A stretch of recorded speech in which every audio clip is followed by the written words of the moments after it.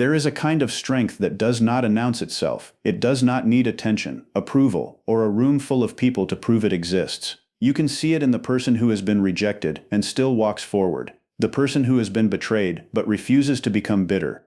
The person who has lost something important, felt the pain deeply, and somehow found a way to keep going. That is where real resilience begins. And here is the part most people misunderstand. A resilient mind is not a mind that never feels fear, sadness, anger, or disappointment. It is a mind that can experience those emotions without allowing them to take control. Psychological research increasingly describes resilience as a process of adapting to adversity, recovering, and continuing to function despite difficult circumstances. In other words, strength is not the absence of pain. Strength is what you build through your response to pain. In this video, you will learn what actually makes a mind resilient, why emotional control is different from emotional suppression, how your response to failure can change your psychological strength, why discomfort can become a training ground for mental toughness, and how self-trust can slowly transform the way you handle pressure. We will also explore a lesser-known side of resilience. The strongest people are not always those who have suffered the most. They are often those who learned how to process what happened, adapt to reality, and keep moving without allowing one painful chapter to define their entire identity. You will discover why constantly seeking approval can weaken your inner stability, why accepting what you cannot control can protect your mental energy, and why learning to start again may be one of the most powerful psychological skills you can develop. Stay until the end, because we will connect all of these ideas to one deeper principle. The goal is not to become a person who never breaks. The goal is to become a person who knows how to rebuild. When rejection comes, you recover. When failure comes, you learn. When life changes your plans, you adapt. And when people try to shake your confidence, they discover that your self-worth is no longer completely in their hands. That is the kind of mind that can appear almost frighteningly strong from the outside. Not because it wants to control others, but because it has learned to control its own response. So if you are ready to understand the psychology behind a mind that becomes harder to break, stronger under pressure, and more capable of beginning again, stay with me until the end. Welcome to our channel, where we explore psychology, human behavior, and the hidden forces shaping the way we think and live. If you enjoy this kind of content, subscribe to the channel, because this is where we turn psychology into practical insight for becoming stronger, calmer, and more self-aware. Real resilience begins with a truth that many people do not want to hear. Being mentally strong does not mean you never break. It does not mean you always know what to do, never cry, never feel afraid, or never reach a point where everything feels too heavy. In fact, one of the biggest misunderstandings about strength is the belief that strong people somehow become immune to pain. They do not. They experience disappointment. They lose people. They fail. They become exhausted. They question themselves. They can have moments where they feel completely overwhelmed. The difference is not that they never struggle. The difference is what they do after the struggle. Psychological research increasingly understands resilience as a process of adapting to adversity, rather than a permanent state of being invulnerable. A resilient person can be deeply affected by what happens to them, and still find a way to recover, adjust, and continue moving forward. That distinction changes everything because it removes the impossible expectation that you must remain strong every second of your life. You do not need to pretend that nothing hurts. You need to learn that pain does not have to become your permanent identity. There is a huge difference between falling apart and staying broken. Sometimes life pushes you beyond what you thought you could handle. Sometimes your plans collapse so quickly that you do not even have time to prepare emotionally. But the moment you begin asking yourself what you can learn, what you can change, and what you can do next, recovery begins. This is why resilience should not be measured by how perfectly someone handles adversity. It should be measured by their ability to return to themselves after adversity changes them. And that leads to a deeper psychological shift. When something painful happens, the mind naturally wants an explanation. It asks, why did this happen to me? Why did they treat me this way? Why did I lose this opportunity? Why is life becoming harder? These questions are understandable, but when the mind stays trapped inside them, they can slowly create a sense of helplessness. The problem is not asking why once. The problem is building your entire mental world around a question that may never have a satisfying answer. You can spend months trying to understand why someone betrayed you, and still have no explanation that makes the pain disappear. You can spend years asking why life gave someone else an easier path, and still remain exactly where you started. A stronger question is much more practical. What can I control now? That single change can redirect your attention from the event to your response. You may not control what happened yesterday. You may not control another person's decision. You may not control whether someone understands your value. You may not control how quickly a difficult situation changes, but you can often control what you do next. You can control whether you continue learning. You can control whether you protect your boundaries. You can control whether you respond immediately or give yourself time.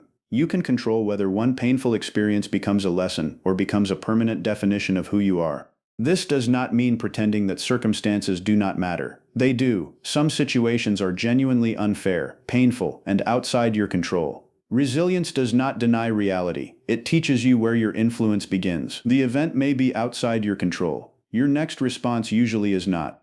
That is where self-regulation becomes important. A resilient mind does not simply react to every emotional signal as if it were an emergency. It creates a small space between feeling and action. That space can completely change the outcome. You can feel anger without sending the message you will regret later. You can feel rejection without immediately deciding that you are worthless. You can feel fear without automatically running away from every difficult opportunity. This brings us to another important distinction. Emotional control is not emotional suppression. Suppression says, I should not feel this. Regulation says, I feel this, and I need to understand what it is telling me before I decide what to do. Those two approaches may look similar from the outside, but psychologically they are very different. Someone who suppresses emotion may appear calm, while carrying enormous internal tension. Someone who regulates emotion can acknowledge the feeling without allowing the feeling to make every decision. A strong mind does not say, I feel nothing. It says, I feel this, but I do not have to obey it. Anger can tell you that a boundary may have been crossed, but anger does not have to choose your words. Fear can tell you that something matters, but fear does not have to decide that you should quit. Sadness can tell you that you have experienced a loss, but sadness does not have to convince you that your future is also lost. Emotional regulation gives you the ability to experience an emotion without becoming completely controlled by it. And this ability becomes even more important when you understand the role of discomfort. Many people spend their lives trying to eliminate every uncomfortable feeling as quickly as possible. The moment a task becomes difficult, they avoid it. The moment a conversation becomes uncomfortable, they escape it. The moment they fail, they look for something that makes them feel successful again. The moment motivation disappears, they stop.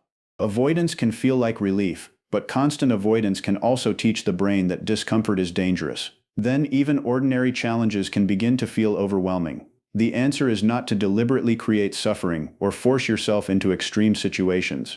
The goal is to gradually teach your mind that discomfort can be tolerated. Finish the difficult task even when you would rather postpone it. Have the respectful conversation you have been avoiding. Accept that temporary failure is part of learning. Keep a small promise to yourself even when motivation is low. Each time you face manageable discomfort without immediately escaping, you give your mind new evidence. I can handle this. That evidence matters because confidence is not always created by thinking positively.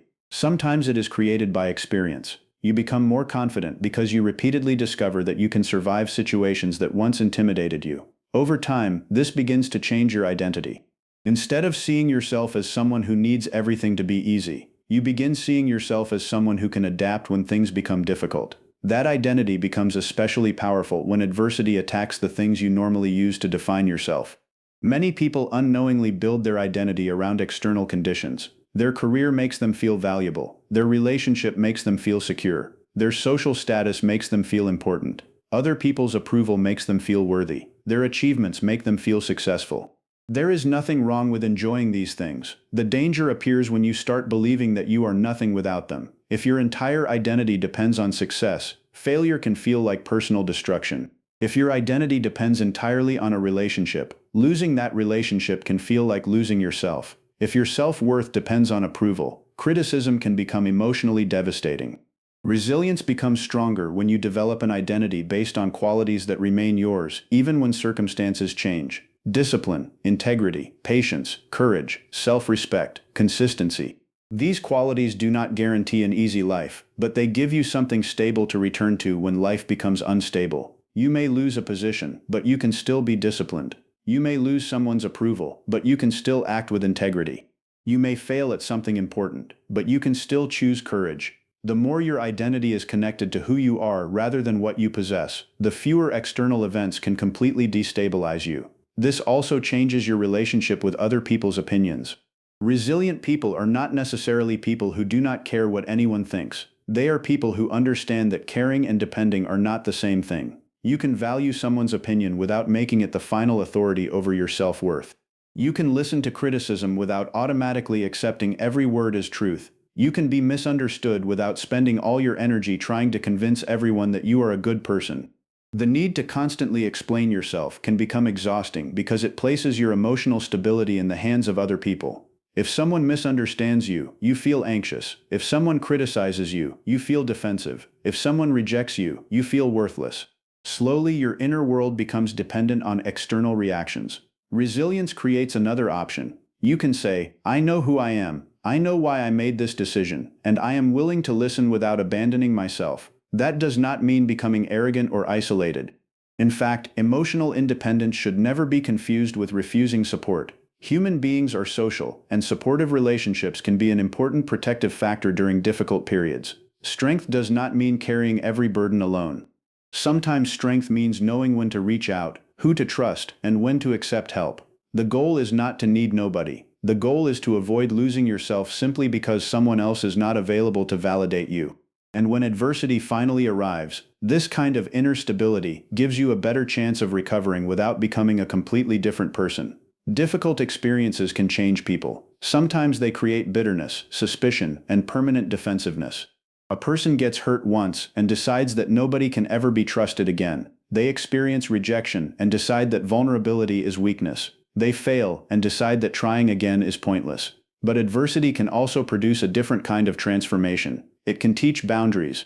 It can reveal what truly matters. It can develop patience. It can expose patterns that were previously invisible. It can force someone to discover abilities they never knew they possessed. Resilience does not always mean returning to the exact person you were before the difficult experience.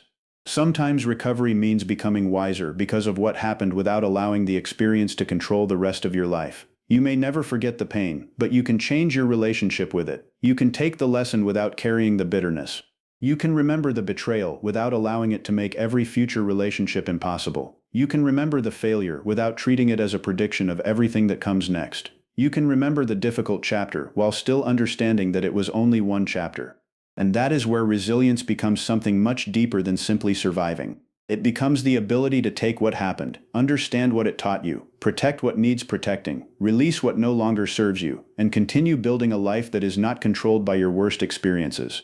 One of the most powerful beliefs a person can develop is also one of the simplest. I may not know how yet, but I will figure it out. This mindset changes the way you approach uncertainty, because it removes the pressure to have every answer before you begin.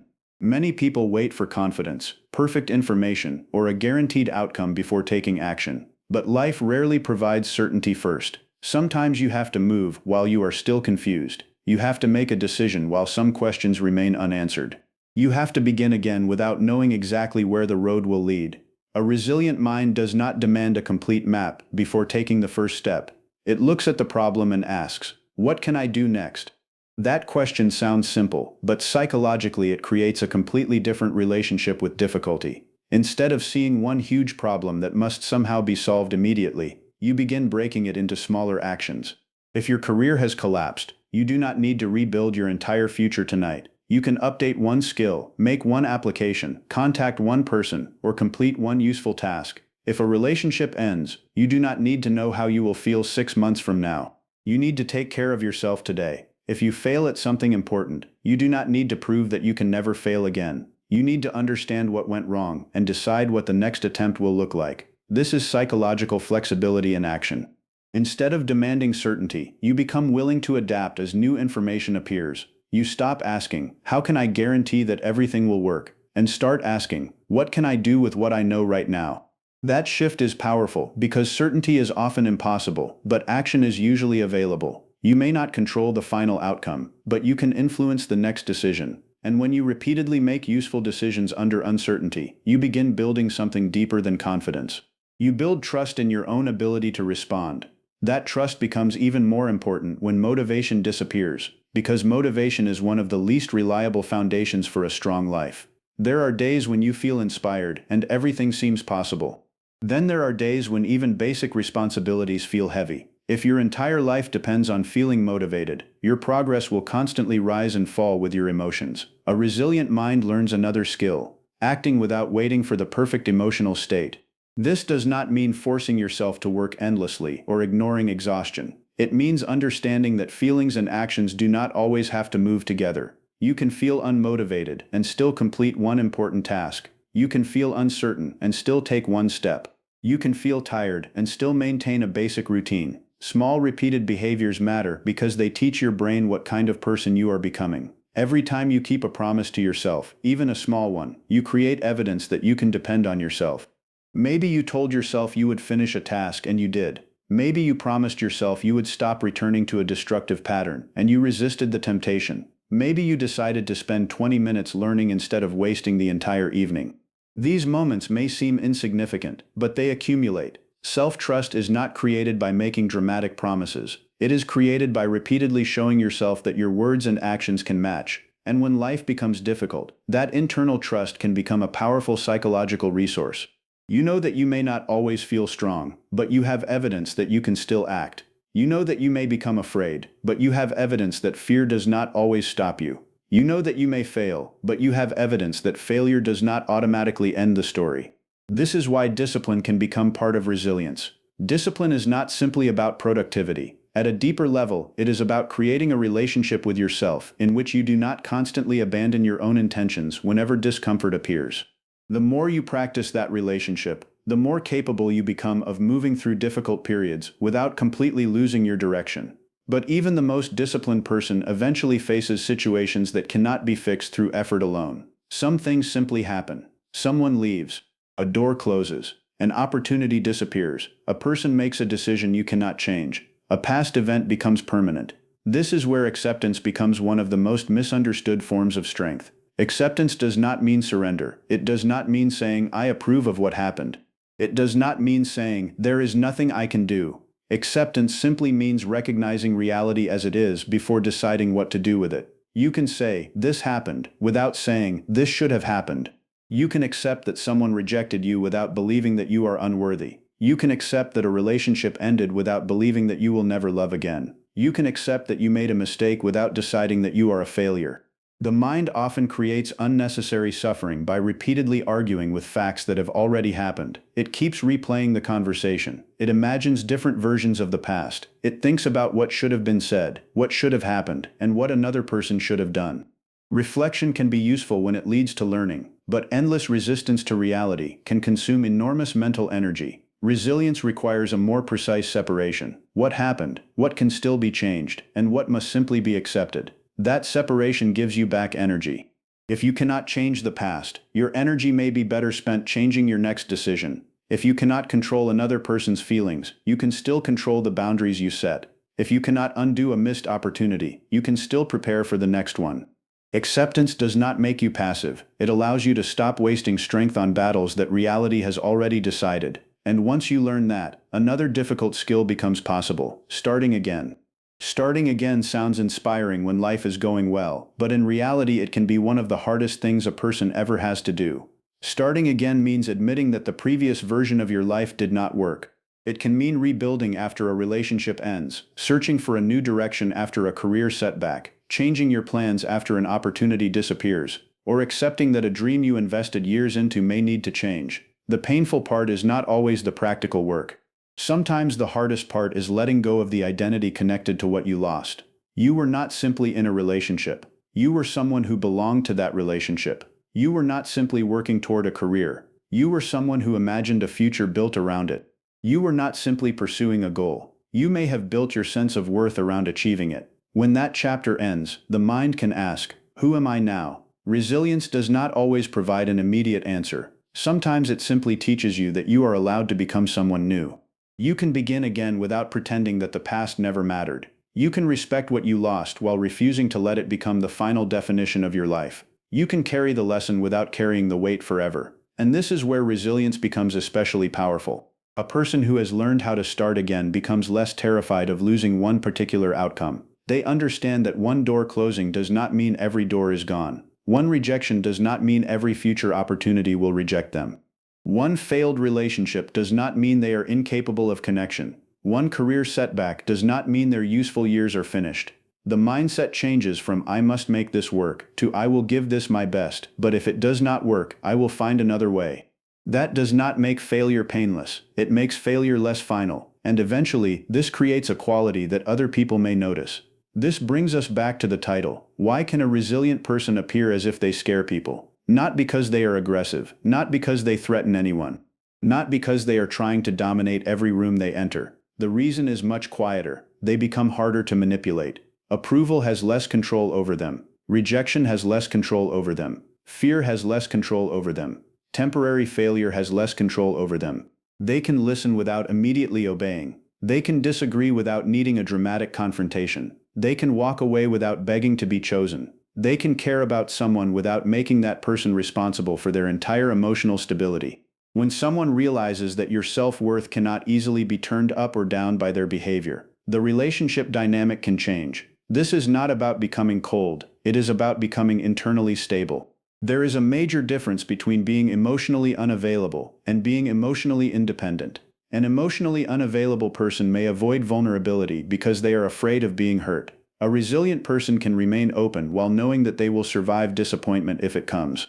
They can love without completely losing themselves. They can trust without ignoring reality. They can accept support without making approval their source of identity. They can feel deeply without allowing every feeling to dictate every decision. Over time, these qualities begin working together. The person becomes better at facing uncertainty because they trust themselves to figure things out. They become more disciplined because they no longer wait for motivation to appear. They become more peaceful because they stop fighting realities they cannot change. They become more adaptable because they understand that starting again is not the same as starting from nothing. And they become emotionally stronger because they no longer confuse pain with permanent damage. A strong mind is not a mind that has eliminated emotion. It is a mind that has learned how to work with emotion. It is not a mind that never experiences failure. It is a mind that knows how to learn from failure. It is not a mind that controls everything around it. It is a mind that understands what belongs within its control and what does not. It does not need life to be predictable before it can move forward. It does not need everyone to approve before it can trust its own judgment. It does not need every chapter to end perfectly before it allows itself to begin another one. And perhaps that is the deepest transformation resilience creates. You stop needing a guarantee that you will never suffer because you have started developing confidence that you can recover when suffering arrives. A mind so strong it scares people is not a mind that never feels pain. It is a mind that has learned that pain does not get the final word. You may lose someone you deeply cared about. You may fail after giving everything you had. You may be rejected, misunderstood, disappointed, or forced to start again when you thought that chapter of your life was already settled. None of these experiences make you weak. They make you human. What defines your strength is what happens after the pain arrives. Do you allow one failure to become your identity, or do you learn from it? Do you allow rejection to destroy your self-worth, or do you remind yourself that one person's decision cannot define your value? Do you allow a difficult chapter to convince you that your story is over, or do you turn the page and begin writing again? Real resilience is not about becoming someone who never falls. It is becoming someone who knows how to get back up without losing themselves in the process. You can fall, you can hurt, you can struggle. You can have days when you feel exhausted and uncertain, and still, you can rebuild. That is the kind of strength nobody can simply hand to you. It is built quietly, through every difficult decision, every uncomfortable moment, every time you keep going when motivation disappears, and every time you choose your response instead of surrendering control to your emotions. So when life tests you again, remember this: you do not need to prove that nothing can hurt you. You only need to remember that nothing has to permanently destroy you. Your worst day is not your identity. Your failure is not your future. Your rejection is not your value. Your past is not the limit of what you can become. And if this video gave you a new perspective on resilience, mental strength, and the psychology of becoming harder to break, do not keep that insight to yourself. Like this video if it helped you, share it with someone who may need to hear these words, and subscribe to our channel for more psychology, human behavior, self-development, and powerful ideas that can change the way you understand yourself and the people around you. The strongest version of you may not be the person who never breaks. It may be the person who has learned again and again how to rebuild.